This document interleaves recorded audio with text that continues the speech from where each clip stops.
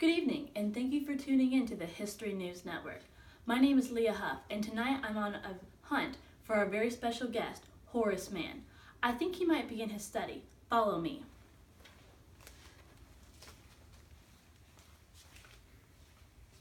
Excuse me, Mr. Horace Mann? Yes? Hi, I'm Leah Hough with History News Network, and would it be okay if I asked you a few questions regarding the education program in schools? Sure.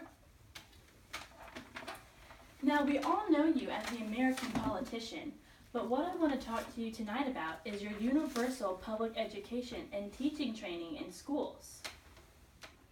Yes, I developed a drive for wanting to help the education system, and since then it has been a passion of mine.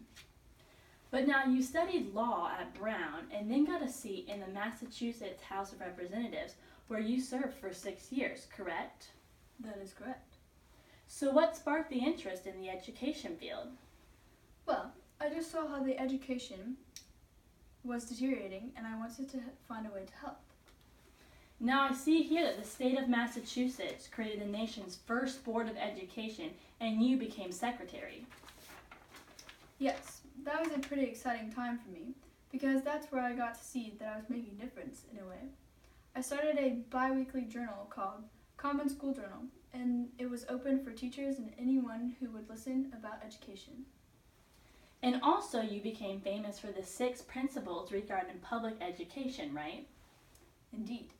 A big argument came about through the social and political spectrum, but my ideas are still prevalent today.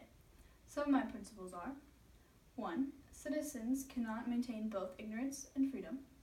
2. This education should be paid for, controlled, and maintained by the public.